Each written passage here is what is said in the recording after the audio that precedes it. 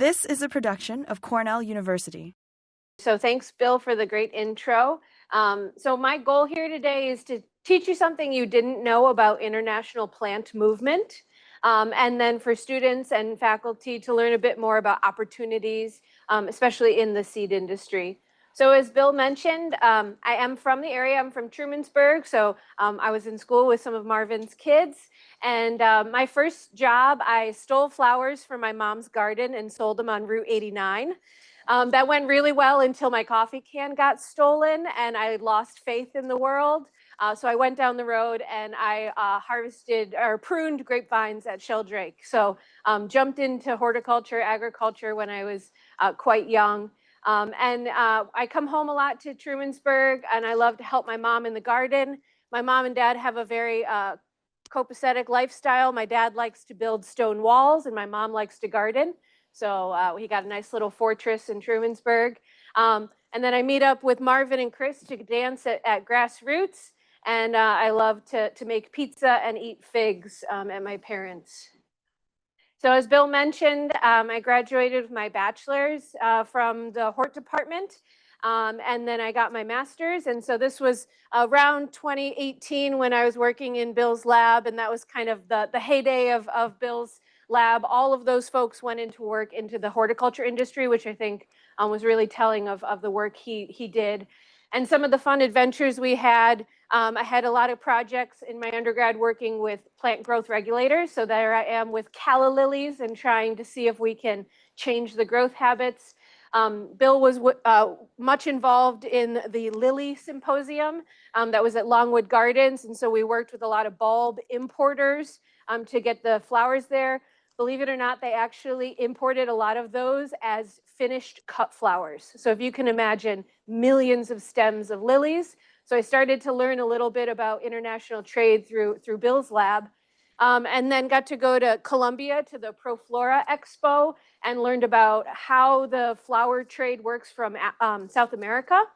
And then to tie it up, Bill and Chad and a couple other graduates from Bill's program and visiting scientists, we went to ISHS meeting in Turkey. And so we got to go to Istanbul and Antalya. And this is us learning how to take a photo from the ant's view. So when you get down low and you get that zoom, that macro zoom, that's what Bill calls taking the ant's view photo. So I just thought it was fun to take everyone else a picture of everyone else doing that. So amazing travel and opportunity through Bill's lab that really sparked my interest in international trade. And then at the time, as Bill mentioned, the Hortus Forum Club was very involved in selling plants and international travel. So some of the pictures here are the different trips that we went on. And it was amazing that we were able to fund all of those through plant sales and really self-funded. And I made a lot of lifelong friends. And again, the majority of the people who were in the Hortus Forum Club at the time ended up in the horticulture industry, which again, I think was very telling of the programs that we had for us. Bill also mentioned that I won the Dreer Award, and this is where I actually got to put my experience to the test and determine what I wanted to do.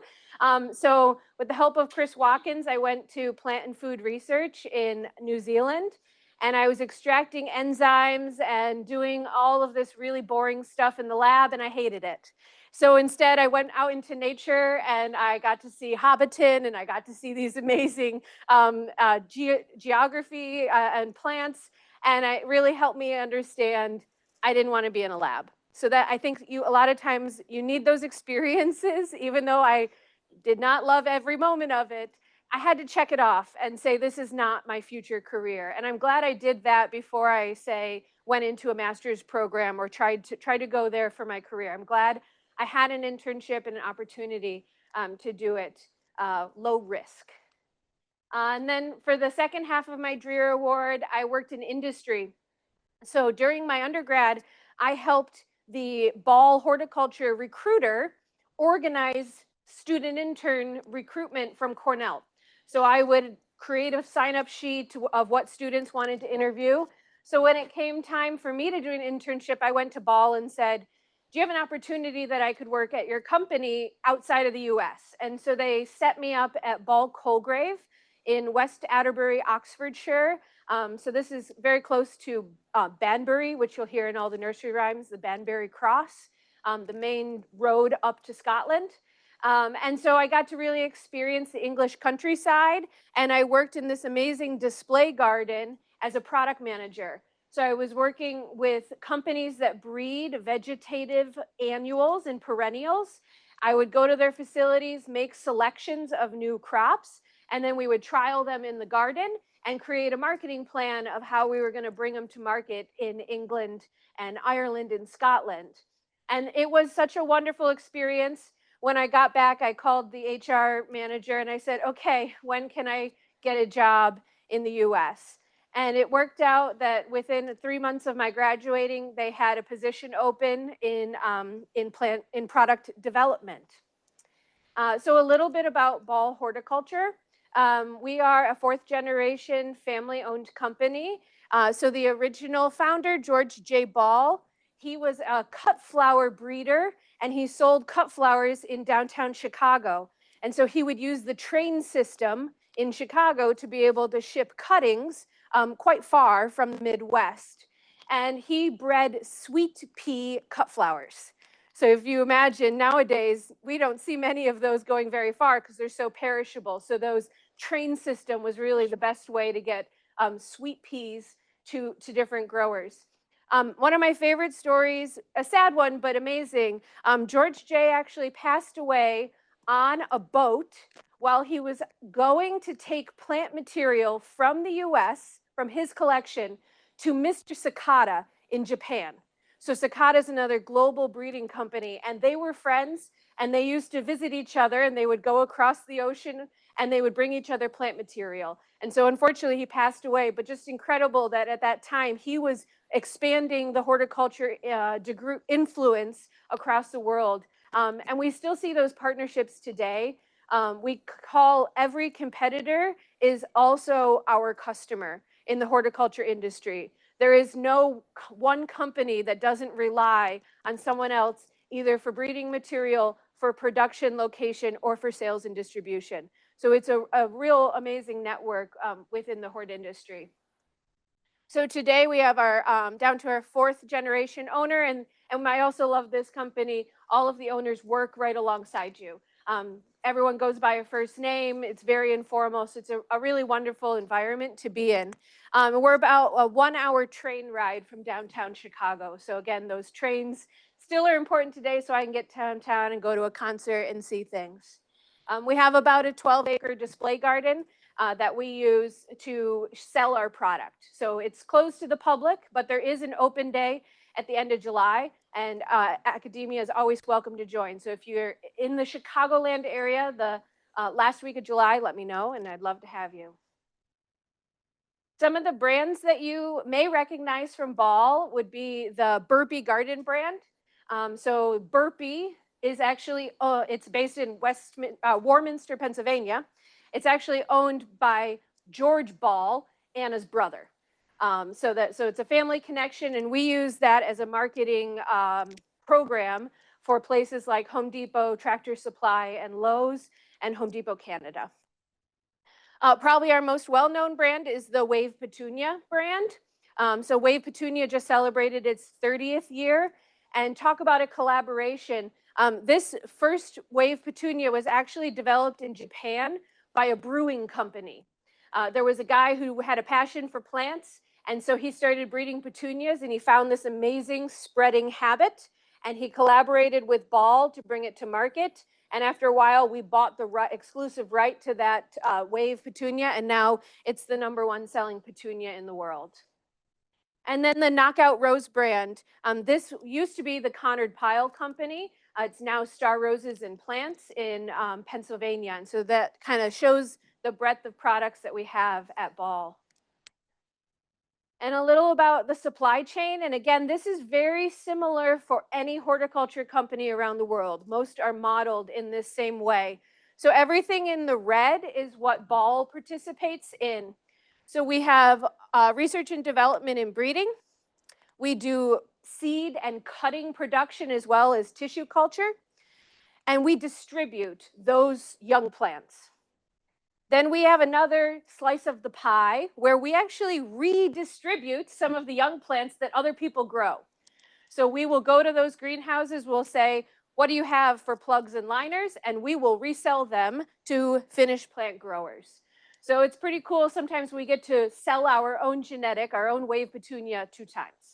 And this is really why you end up working for all of your competitors and how they become your customers, is because we do our own R&D, but then we also sell and distribute everyone else's products. And then we sell and redistribute them again as a young plant. So this is very indicative to the floriculture supply chain. Ball is very global. So when I started working at Ball, I was really only located right there in Illinois, and I only got to know that piece. And over time, I started to understand how global we are, and I started to question how things moved around the globe. So the different colors here are breeder producer in light green, research and development in dark blue, our breeding locations in green, our production farms in light blue, distribution in red, those young plant producers that were reselling the products in orange. And then we also have a publishing division, and we have a career foundation. So really broad across the spectrum. So a bit more about how our plants come to market. So we're breeding in 5 countries, and the main reason we're breeding in these different diverse locations is mostly for climate and stress on the plants. So within Illinois, we get nice cold winters. We can do all of our perennial trials, and humid summers, but nothing can beat a hot and humid period like Thailand. So we're really able to challenge a lot of our crops there. When we want to have nice stable conditions for breeding year round, we work at the equator. So we have a facility in Costa Rica, and that really gives us the opportunity to have those 12-hour days. We really don't have to use a lot of supplemental light. And so we can do a lot of annual breeding there that don't need to have long days. They don't need to have vernalization. So it gives you that long-term option. For the Netherlands, we love those long days. So we want to be able to use that for perennial and biennial breeding. And then in Colombia is similar to Costa Rica, but we get those high elevations. So a lot of times we can have some really beautiful crops that are needed to be specialized for Colombia because of the cut flower business and making sure that they can thrive there. And then advanced research is always a key part of plant breeding and distribution. And so we've centralized this a bit to one location in North America, Europe, and Asia. And the main interests that we hire scientists for is in molecular biology, so looking for marker-assisted breeding, try to speed the cycles, and also working in molecular biology with the pathology department to look for resistance. So one of our biggest wins recently was in impatiens, a busy Lizzie. There's a downy mildew pathogen that took down all of the impatiens worldwide. And so we worked in a collaboration with enzazaden to look at the downy mildew pathogen and try to find a resistance marker. And now we have a highly resistant variety that we can sell throughout the market and start to build back that lost market share. In cell biology, this is one of, I think, the coolest untold areas to work in plant sciences. We do a lot of work on gene doubling, tripling, so polyploidy to try to open up germplasm. That allows us to often do interspecific and intergeneric crosses. So one of the most successful intergeneric crosses in recent floriculture is a cross between a petunia and a calibrachoa. Petunia has really good in-ground performance. Calibrachoa has these weather-resistant petals, and it's good in baskets, has a really nice round habit. We were able to cross them and have a fertile petcoa, so Petunia calibrachoa, a petcoa, and the petcoa then has good in-ground performance and weather-tolerant flowers. You also get to expand some different colors throughout the 2 different genus. So cell biology has really helped us modernize flower breeding. So really, I think an untold saints here in the cell bio looking at all those microscope slides. And then pathology is really critical. There's so many pathogens that impact the floriculture industry. Our in-house pathology team services the entire industry. So any grower around the US can send samples of diagnosed or of diseased plants to be diagnosed in our lab. And we do that as a service to the industry, mostly because we want to stay ahead and we want to know what is happening in the US and Canada with pathogens in horticulture and make sure that we're not missing any new big trends, especially when it comes to tabamoviruses.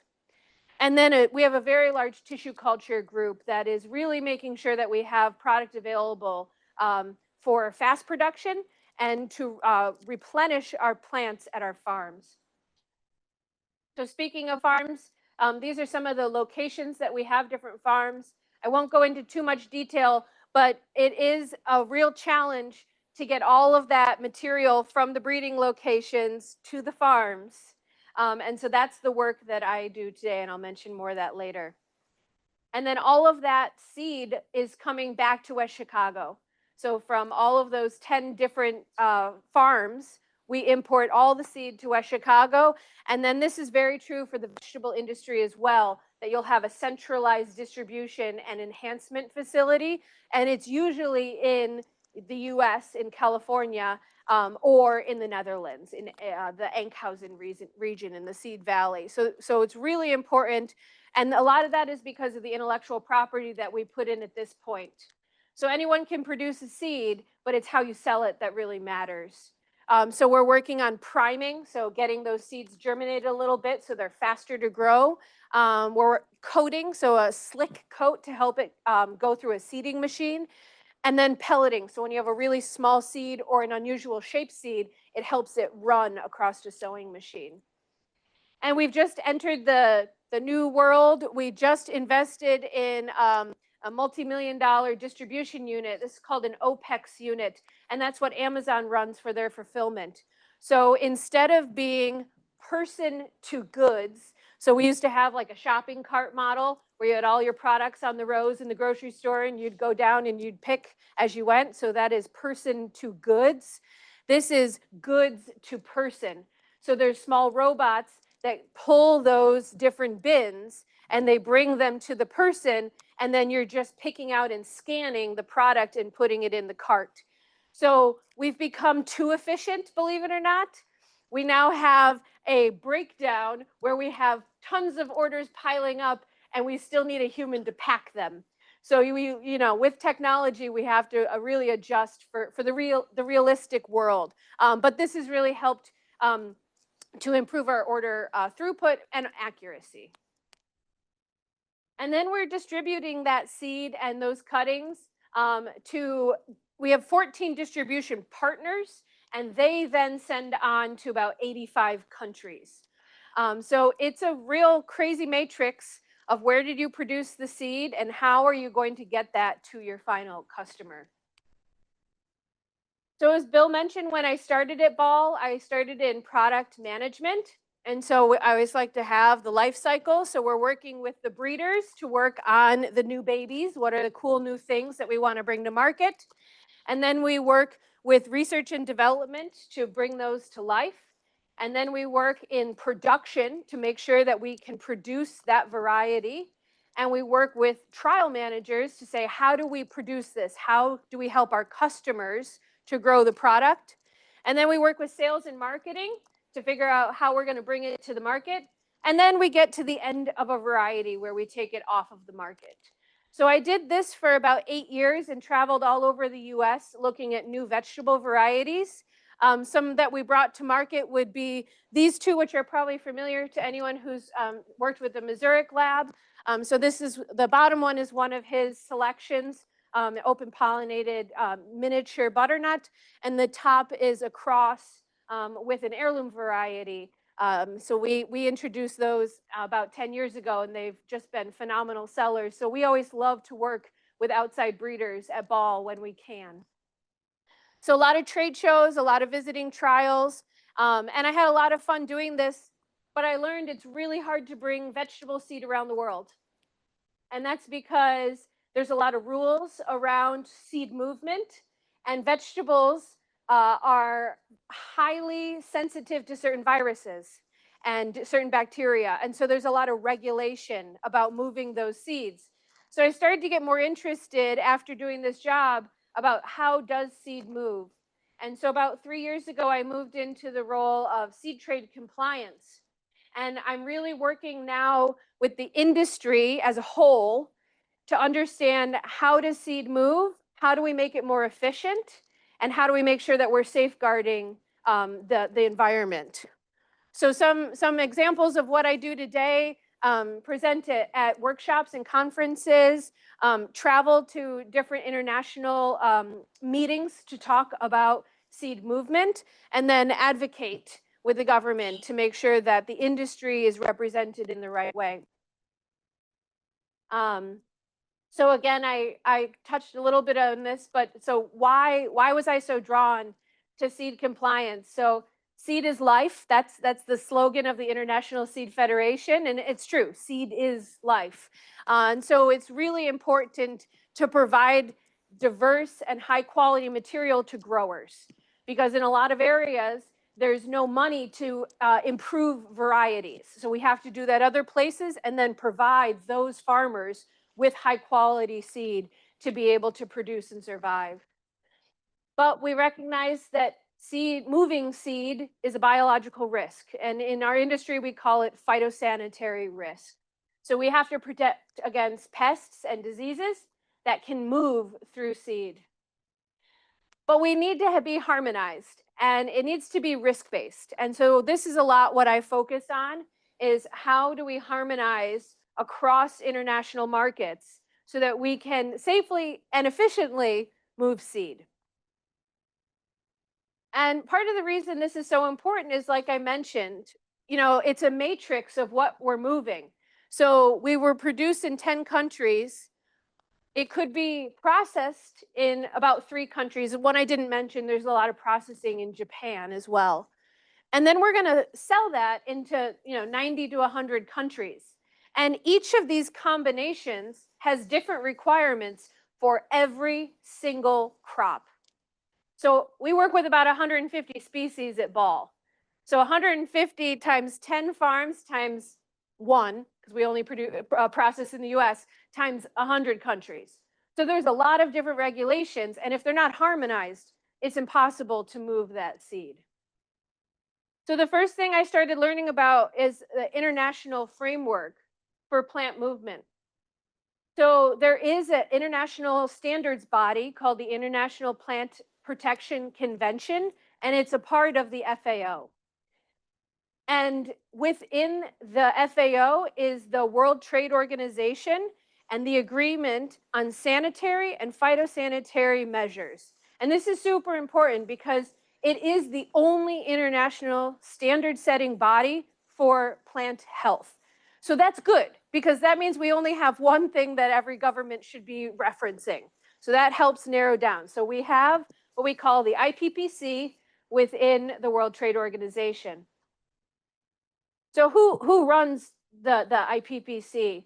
So there's a commission, and it's represented by all governments that are signatories to this convention. And then those representatives, they write international standards for phytosanitary measures, or ISBMs.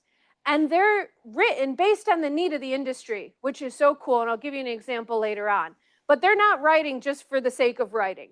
They're really responding to global challenges to plant health and plant movement. And some of the strategic goals, which I think will resonate with all of us: protecting sustainable ag and food security, safeguarding biodiversity, facilitating trade through harmonized phytosanitary measures, and building capacity. And that's kind of what I mentioned with farmers who don't have the capacity to do their own plant breeding and improvements. But we do need to build capacity in those countries for them to safeguard their own selves and receive seed that is of the best quality and is not bringing new pathogens into their country. So even though the world is open to them for trade, we want to build capacity and help protect those environments. So how are these implemented? So as I mentioned, there's signatories to the convention. And today, there's 185, which is wonderful. You know, the vast majority of the globe is a signatory to this convention. And each party is responsible for creating a national plant protection organization. Our NPPO is the USDA. So this was started about the 1950s. So right about then, each government started creating what we would usually call a Department of Agriculture or a Ministry of Agriculture. And these NPPOs are then asked and told to establish policies for import and export of plants based on the international standards. So again, all really good things. And some of the policies that we see being developed are phytosanitary certificates. So that's like a bill of health for your plant. Pest risk analysis. So if you want to import a new plant, like a pet koa, to a country, they need to understand what the pest risk is. And so there are standards on how to analyze that risk. Surveillance and monitoring, that's especially important in capacity building. Because if we have a country that's going to accept a new crop, we want to teach them with an international standard, how should you surveil your fields? How should you look at pest risk and pest incidents to determine if you have an outbreak within your country? Inspection, testing, and certification. So when you become a seed production country, you can make sure that your product is meeting those international standards. Regulated pests, that goes into surveillance and monitoring. You can really only regulate a pest if it's not in your country. So that would be keeping a pest out. So that's what we considered a regulated pest. There is another category, which is called a non-quarantine regulated pest. So that means that it exists in your country, but you are being very thoughtful in trying to mitigate it and keep it out and keep your populations low. So we always try to work and make sure that countries understand the difference between a quarantine regulated pest and a non-quarantine regulated pest. And these ISBMs then help to ensure that the national measures are scientifically justified and aligned. So I wanted to give you some real life examples. So until 2017, there was not an ISBM for seed. And so there were a lot of really good information about moving plants, but not specifically about seed. And so the IPPC came together and they wrote ISBM 38. And it was amazing how quickly it established a framework. And we saw many countries immediately revising their import and export rules for seed and harmonizing. And it's really helped to move healthy seed around the world. And I'll highlight some of the most important things for the industry is encouraging international collaboration. So we see a lot of workshops, government to government, sharing ideas about how they move seed. And then also reducing redundant and unjustified measures. So sometimes you'll get an import requirement for seed, and it'll say, must be produced in a country free from this virus. Also, must be field inspected for this virus. Also, must be tested. Those are redundant. So there are harmonized measures that are suitable that you can have one and you don't need all three. So that's really why these frameworks are so important. A second example is thinking a little outside of the box, but if you remember in 2013, Mexico tried to ban genetically engineered corn from the US for consumption for tortillas and mas. And they tried to phase out genetic engineered corn for animal feed. So you might wonder, how is this related to the ISBMs? Well, under Chapter 9 of the USMCA agreement, or the new NAFTA agreement between the US, Canada, and Mexico, Chapter 9 is on sanitary and phytosanitary measures. And the US used that section of the trade agreement to argue that Mexico's ban had a lack of scientific basis, it had no risk assessment, and they were excessive measures. And all of those were clearly listed from the ISBMs and the SPS agreements of the IPPC. And so the US initiated a dispute a panel reviewed in favor of the US on these 7 claims and said that all of Mexico's actions were inconsistent with the SPS, or the sanitary and phytosanitary obligations, and Mexico agreed and deemed their own actions were ineffective. So it shows kind of the breadth of it. So the ISBMs are used to help move seed, and then they're also used to help reduce disputes between countries. So how do I engage in this giant behemoth of the International Plant Convention? So we advocate for governments to adhere to these ISBMs. So nationally, we work within the American Seed Trade Association.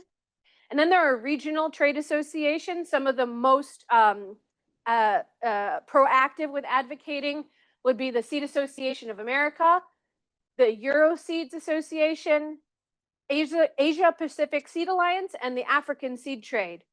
And the really nice thing that we love to see is the African Seed Trade Association is only getting started. They're only about 10 years old. And so a lot of what the other associations do is building capacity for Africa, and how can we help them build and advocate for good measures. And then globally with the International Seed Federation can help make that direct contact to the IPPC, and has a chair there at the World Trade Organization to be able to talk on behalf of the industry. So some of the challenges we focus on would be transparent import and quarantine requirements that allow for stakeholder feedback. So the World Trade Organization has a forum that allows countries to post their new requirements, and that allows stakeholders like industry and other governments to comment back. So one example where this didn't happen, Peru and Mexico have a requirement that all tomato seed has to be hot water treated. Well, hot water treatment can be effective, but it also greatly reduces shelf life. And there was no consultation period. And so we actually had a special meeting that we brought together between US, Peru, and Mexico that was hosted by USDA. And industry hot water treated the tomato seed and grew it out and showed it to the government and said, we can do this treatment, but this is the type of quality seed your growers are going to be receiving. And instead, let's talk about how we could use seed health testing. Let's talk about how we could use field inspections to have different opportunities to bring better quality seed with the same standard of healthy quality to your growers. Another example is regulated pests and making sure they're host specific and seed transmissible. So making sure that seed transmission is a true viable pathway. And a good example, there have been some papers about the transmissibility of tomato spotted wilt virus and whether or not it can move through tomato seed. But the challenges we see is the data is not, we can't replicate it.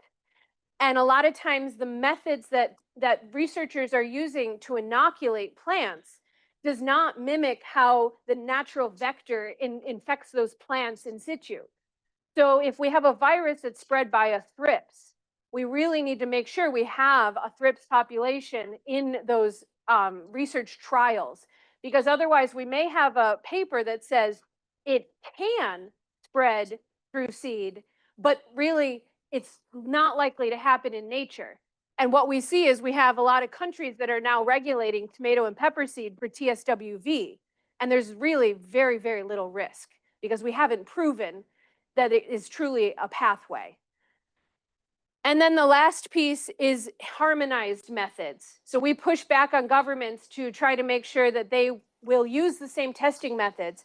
And this really came to light with tomato brown rugose fruit virus, which we like to call TBARF. So TBARF spread across the world and everyone developed their own method. Well, the problem was you would get your seed to foreign government and it would all of a sudden test positive because they were using different primers and they were using different methods for the extractions. So even though you probably had the same biological relevance, the test had a different result. So we're really working to have countries work within ring tests and testing each other's methods and making sure we can all get the same results.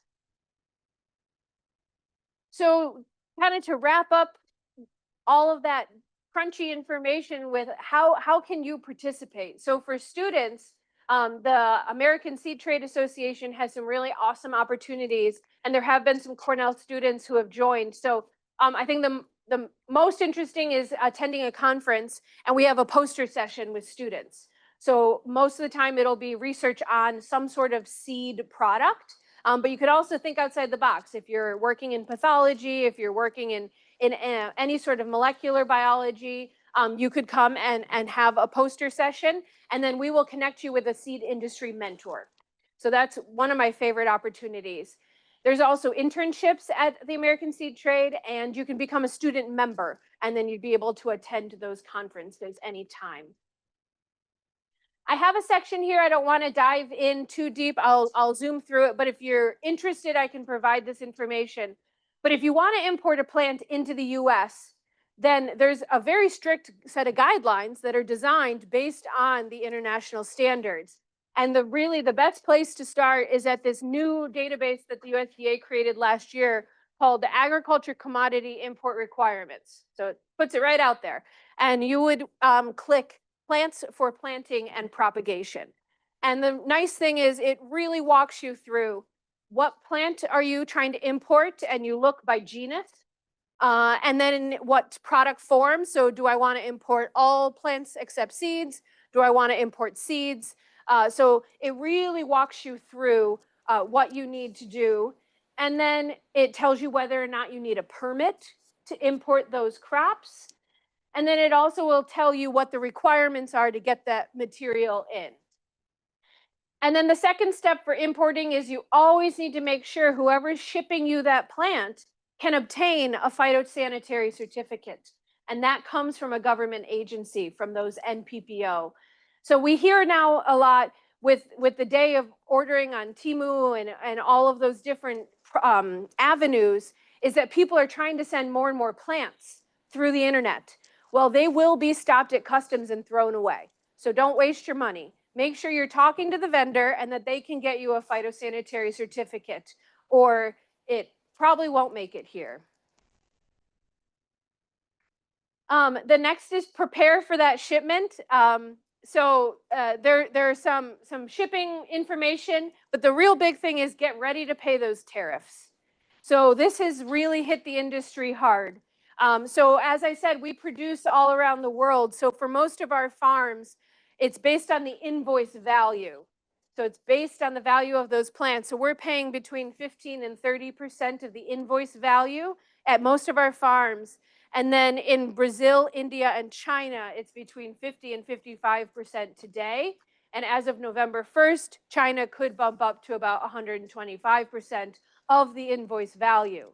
So I had an invoice the other day from Chile, and my customs broker said, "Can you please authorize the duty payment of $90,000? Yeah, that was a shocker.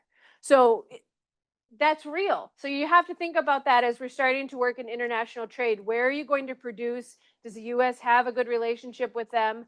Because that all will impact how your program is set up. And I will say today we have this awesome USMCA agreement.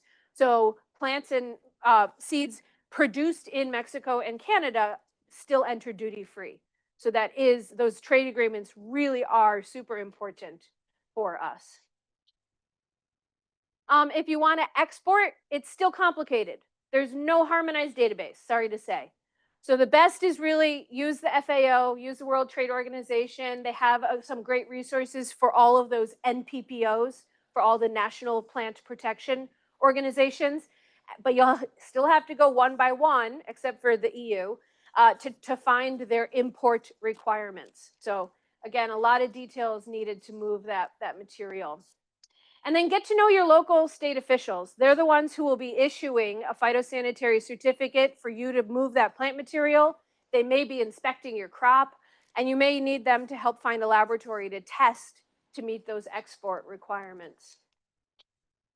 So I mentioned this already, but some of areas where the science community is really encouraged to help engage with the industry. Come to trade conferences. ASTA has 3 conferences a year. We have a field crop convention, vegetable and flowers, and a leadership convention, and industry's welcome and their industry rates for all of those. So come and get to know the industry.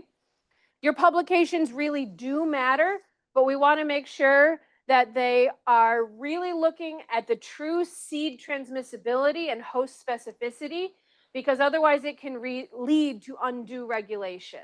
And so we're happy to work as industry to help work. How the heck can we inoculate this? How can we mimic nature? How can we make sure that we are not leading to some ideas that are not going to be founded for a large scale production? We always need help with seed treatment. How can we clean a pathogen from a seed without killing it? Hot water works, but it's not great. There's fungicides, but they're not regulated in every market. So novel ideas for seed treatment are always needed. And then biological relevance of testing methods. Molecular methods are incredible. We can find everything, but are they relevant? So PCR, we learned this through COVID. You might be able to detect it, but does it actually mean that it's viable and going to spread? That's a question we have as an industry, and we would love if someone can help us develop some more bioassays. How can we take this PCR data and be able to then look and see what is truly viable that could spread? And the other is high throughput sequencing. You know, as we uncover more data with high throughput sequencing, the question we have as an industry is, has it always been there? And are we just noticing it today? And we want to make sure that we're not having these knee-jerk regulations on things that we find from deep molecular data, only 10 years to find out that it has been there since 200 years ago. And it's been latent and never caused any problems with seed movement. So those are some of kind of the high level asks we have for the science community is partner with industry. Let's think about the data you're generating. We need the data. We really need it. But how can we do it in a safe way that'll allow us to keep moving seed globally? So just at the end here, if you're looking for a scholarship or internship or a job in the hort industry, Seed Your Future is still the best landing page. So students can very easily find any of that on the Seed Your Future page. And that is work between industry and academia to be able to have references for students. There's also curriculum on here for elementary age students. For plant science careers at Ball, we have a lot of opportunities. You can go to our website, ballhort.com. And if you are a undergrad student and you want to have a hands-on opportunity, we have a really amazing internship program. And if I skip to this slide, this is the application. And so you can fill out a smart sheet to apply and send your resume, and then I'll follow up with a virtual interview. So the jobs are in West Chicago, and we generally hire student level, junior level experience. So it doesn't matter what age you are, but we want you to have at least that amount of curriculum from approximately a junior level. So definitely feel free to apply. Bill and Marvin have more info in their emails, or Leah is a good person to also ask. And that's the end of what I have, and just wanted to give you a cool little reference of who from the plant science department is now working at Ball. So Ockert from Masters in Plant Breeding. Ping is a plant breeder. Hannah Swaygarden is a plant breeder. Ryan is in sales. Isabel is in product development, and Danny Del Conte is our most recent hire, and she's working in quality control. So really awesome group of Cornellians that we have from the plant science department. And we love Big Red, so we love coming back and supporting you as well. So again, there's the link to the summer internship program, and thank you for your time, and I hope you learned a little something, and it will be recorded if you wanted any of the link. Thank you. So questions, great seminar, Cheni. Really, that was just fantastic. Yeah. Questions, comments? I see one in the chat. So Manish said USDA has hospiviroids that are regulated even for seed coming in from Canada. And can you get an exemption for small lots? Unfortunately, the answer is no. There are no exemptions today for tomato mosaic, or sorry, for T-barf, tomato brown rugose, or the 6 pospiviroids on tomatoes. What we are working with the USDA is a program where US companies could bring the seed in and test it after cleaning. Because we have found a lot of these pospiviroids especially are just on the surface of the seed. And a lot of countries don't have clean drinking water or potable water to wash away those viroids. So we are working with a program where you would become accredited through the USDA to be able to do post-harvest treatment in the US and then have your seed verified. But there is no way to avoid that today. I see one other in the chat. Is there anything in the room? Yeah. I'm making some delicious Indian curry last night, and therefore I was looking in my spice cupboard, and there's a lot of seeds in there. Yes. Where the programs you talk about include seeds as herbs. Yeah, so there are, if you go to the agriculture commodity page, there is a section for seeds not for propagation. It's a very fine line though, and we actually see this more in the grain trade, where grain and herbs and spices are traded without many requirements for pests other than storage insects. And the problem we see is if someone misuses that and starts planting it. But yes, so it still requires generally a phytosanitary certificate to move the material, and that helps provide where the origin is. And then if something is detected, the USDA can follow up and say, we've detected this on your spice. But for the most part, they move without any requirements. But the concern is when people misuse them. We see it a lot in the grain trade where people will buy grain and then they'll start growing it in the ground. And it has not been to the level of seed for sowing. Yeah, yeah. Cheni, you might just say, does Geneva have any questions? Because I think Geneva's out there somewhere. Yeah, if Geneva has questions, or maybe they've been coming in the Yeah. chat too. So another question in the chat, to what extent are farmers, small seed companies, smaller stakeholders involved? It can be complicated for these groups to engage in import and exports. And are there any resources? The American Seed Trade is one of the oldest trade associations in the US. It was established over 100 years ago. And the cool thing is they represent about 95% of seed breeders and traders in the US. And that does include very, very small companies. And so they have different ways for you to be able to join and be a member. And what I really like is they have a phytosanitary committee. That's how I really learned most of this. They have an intellectual property committee. They have a plant breeding innovation committee, seed treatment. So you can join a committee as a small member and be able to really learn and find mentors within the industry. So I would definitely recommend for anyone working in a small farm small company, look at the American Seed Trade. Don't worry that it has some big members there, because they want to help. They really want to help. Yeah. Yeah. Thank you for this thing. My question about just the domestic movement or shipping of the seed. Are there regulation and restriction between the states? Yeah, okay. For seeds, the only regulations that we generally see are to Hawaii. So there are some crops that cannot be sent to Hawaii.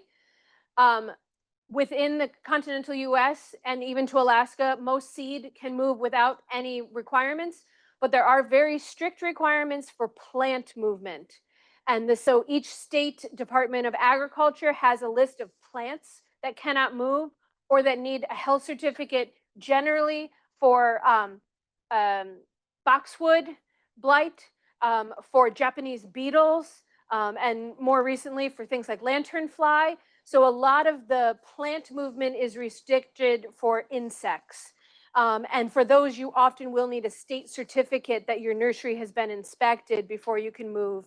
And then there are some restrictions on crops that cannot move, say, into California or into some of our production areas, especially to protect things like fruit trees. So it could even be by county. But for seed, other than Hawaii, you can pretty much move that no matter where you want. Yeah.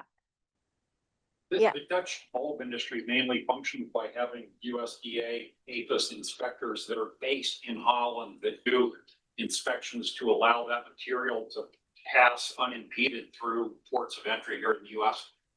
Does the seed trade, or are there APHIS, USDA APHIS inspectors in various production regions for seed around the world? Yeah, it's a great question. So Bill mentioned that the bulb industry has what we call a systems approach. And so a USDA official is doing the inspections in the Netherlands. That is very common for vegetative, so that we see that a lot in cutting farms where the inspector will go to Nicaragua, will go to Mexico and inspect.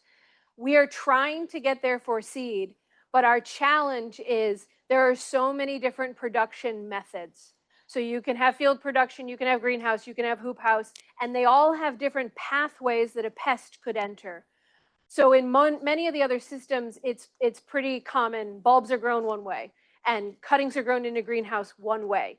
But we're having a challenge today for how to develop a robust, harmonized system for seed that understands all of those different nuances of seed production. Yeah, because if it was pre-shipment inspected and approved, then there would be no surprises on the receiving end, which is. The other concern I would mention is those systems that we mentioned, bulbs and cuttings, are bilateral. So they're just between the Netherlands and the US. For seed, we have to re-export. So we would want all 185 signatories of the IPPC to agree to a systems approach of inspection and no longer having individual import requirements. And that is a really big task. And it would have to be done probably crop by crop, country by country. So that goes back to the big matrix of how many crops do we grow and sell, where, and how do they get there. Yeah, but we're trying to work on it. Okay, anything else? All right, great. Cheni, Thank you. This has been a production of Cornell University, on the web at cornell.edu.